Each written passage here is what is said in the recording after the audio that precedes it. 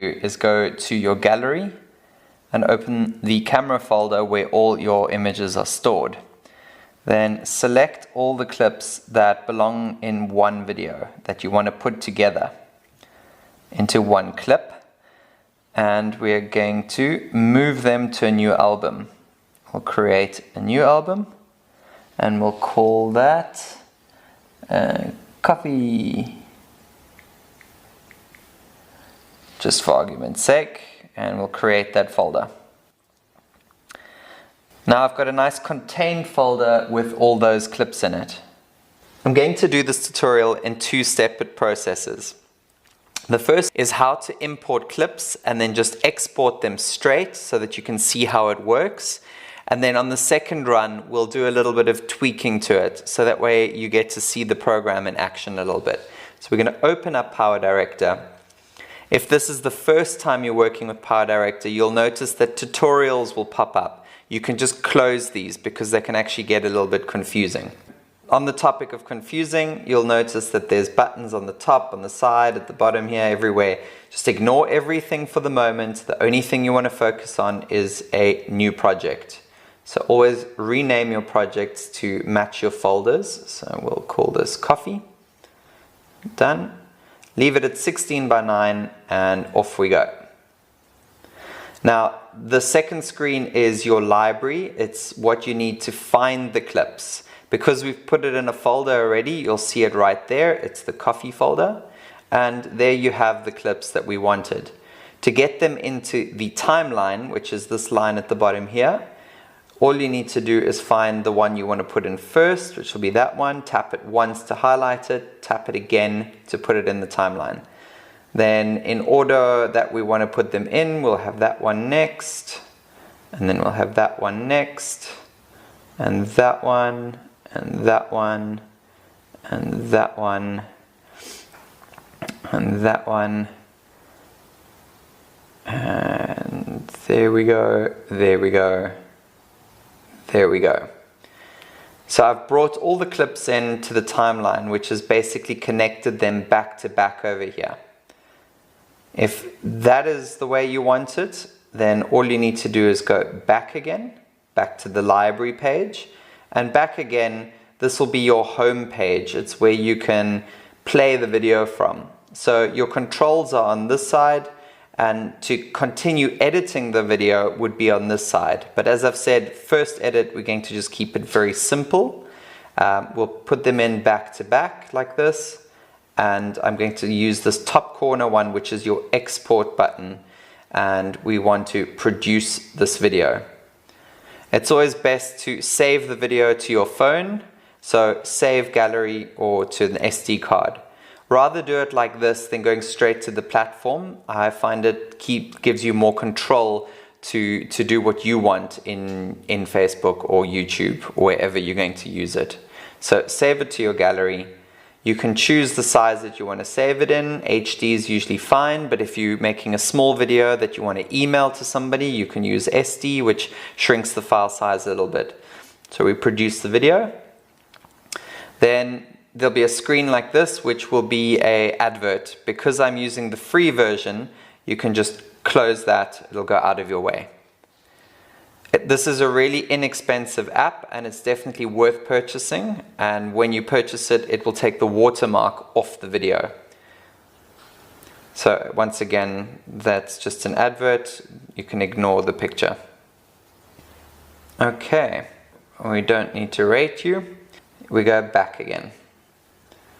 Your two important buttons are at the top here is your back button. If you ever push something wrong, like this happens and you go, I don't know where I am, I've gotten lost, then all you got to do is push this back button.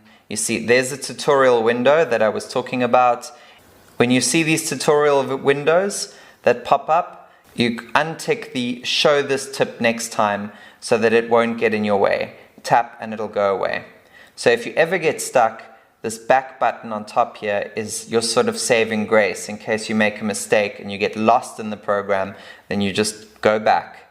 Always go back. If you go back again, it takes you back to the home screen.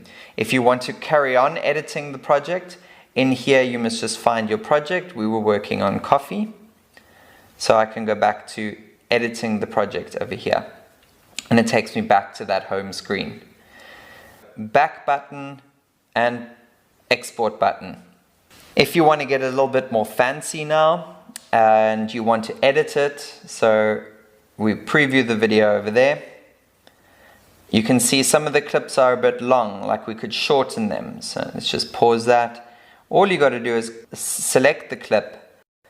Then we're going to zoom in a little bit to make it a bit bigger. Once again, select it. And then you can just trim the clip at the back and the front. So once again, there we go. We'll just select that one, trim it down, that one. Trim it down. See, these are all way too long. And that way, when I watch the video now, it goes quick, chop, chop, chop.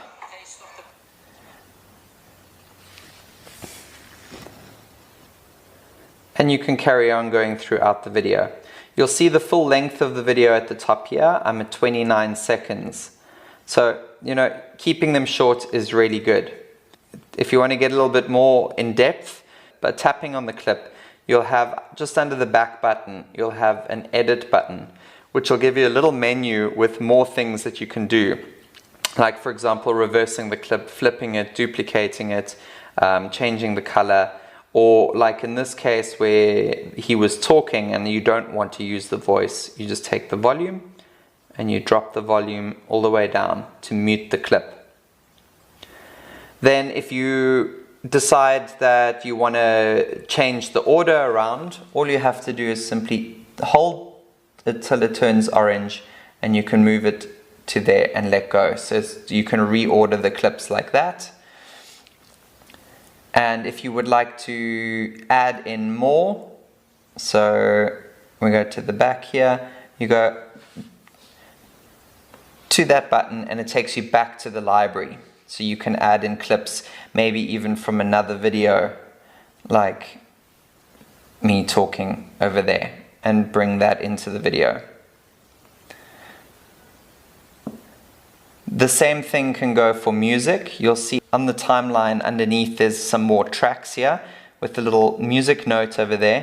You can add music in there.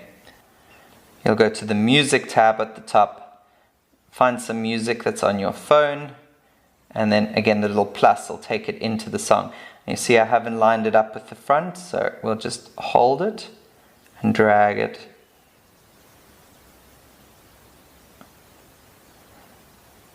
to the front. See, I want to shorten the front of the music so that it gets going straight away. And then if I preview it,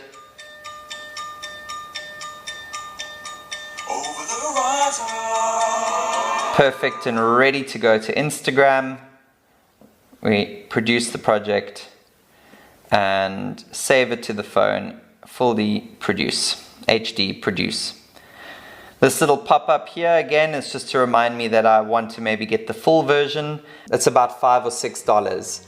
It's really well priced for a very comprehensive. How you doing, party people? Yeah.